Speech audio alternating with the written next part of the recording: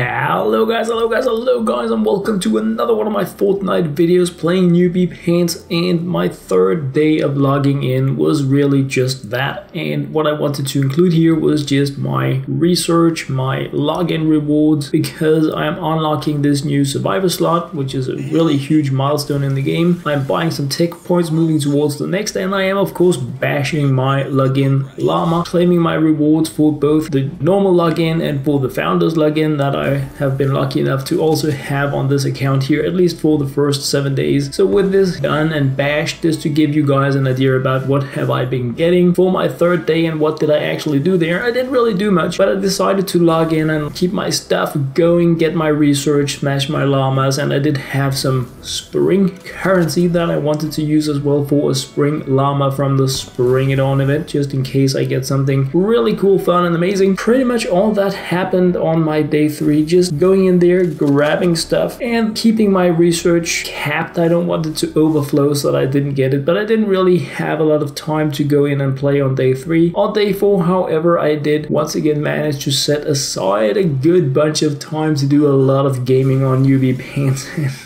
It has been a good day of gaming, and in this video here we're just gonna be mainly looking into a lot of the nudging that I have done in regards to survivors and skill points and that stuff, but of course we're also gonna be going through some actual progression with the quest. But I'm just starting out here with the loot, the what did I get, so that when we, like this one here, a free seasonal llama, it's an upgrade llama, meaning that it can upgrade both to silver and gold and go jackpot, but for me it didn't. I'm nudging towards this one down here, another survivor, so that I can get additional account power. I want to try to focus on getting the survivors unlocked and then as fast as possible moving on to the next research tier. So trying to fiddle my survivors, trying to find out how can I rearrange them as much as possible all the time to get a combination of personality matches, good rarity, and after that, if possible, these other options. So it is about right now, because I don't have that many survivors to choose between, try to really fiddle around with them. And I know it may seem like small stakes, but given that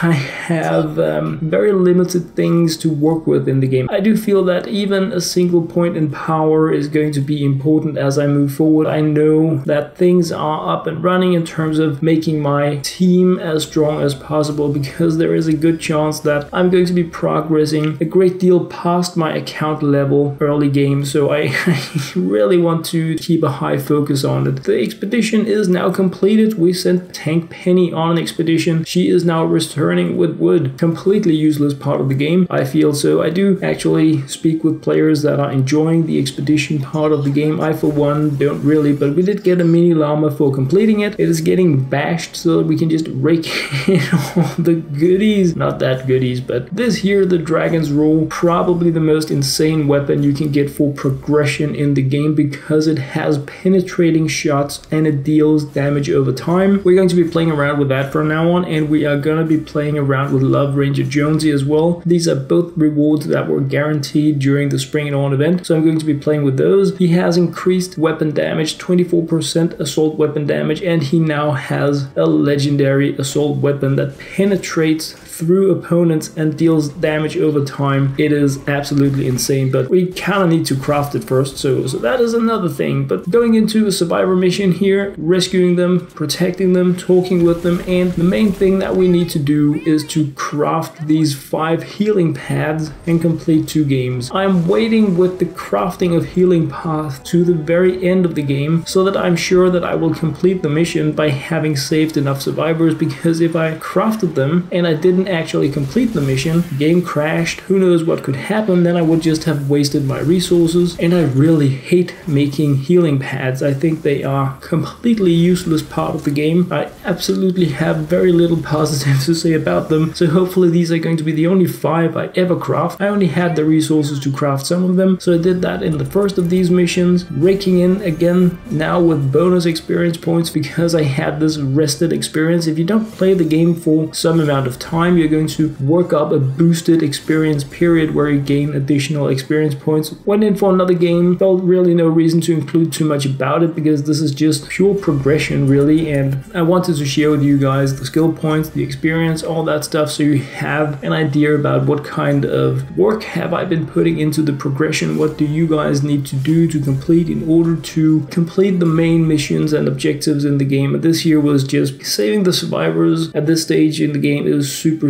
easy, but I do feel it is important to show the path towards it, and most importantly this stuff here, unlocking Tank Penny, getting her as a guaranteed reward in the game. We're gonna have so much fun with her. Just as this wasn't going to be a game where I was gonna be playing only Base Kyle or only Ramirez or not only Love Ranger Jonesy, I'm also not only going to be playing Tank Penny. I really want to move around the different ones. The important thing here now is that we have unlocked evolution of constructors to tier 2, and the first thing I want to do is upgrade Tank Penny because I have been getting a lot of questions from players about if I level up a character and I want to evolve or change their rarity afterwards, is it a better deal? But as you can see, there is a penalty for doing it. So if you want to upgrade the rarity of a card after you have leveled it up, you're going to have to pay additional experience points because leveling up a rare card costs more per level than an uncommon, leveling up an epic card costs more than a rare, and so forth, meaning that there is nothing to gain from leveling up a card first and then changing the rarity afterwards. You kind of need to pay the price no matter how you twist and turn it. I'm retiring some heroes, and I'm doing that because I don't need them, but I do want the hero experience points. I want the heroes that I'm playing to be strong, and I want Tank Penny to be strong, so I want her upgraded. I want to be moving towards the 2-star game with the additional options that this gives the heroes, and at the same time I also want to have her rarity upgraded. So yeah, a lot of stuff that I really want to do and very few resources to work with. Obviously we don't get that much at the start of the game, so it is about trying to get the most out of what we have, and my main focus is to evolve her to a 2-star hero, and then I'm going to have the tier 2 power first. Tier 2 power for her is the Bull Rush, and that is something we have had with Base Kyle all the time, so it is not a new thing as such for us in the game, but I really wanted to have that ability when playing with her, and I'm probably going to be playing with her where I would have been playing with Base Kyle moving forward. I just feel that she is better. Hopefully I'm going to be sharing some gameplay with you guys that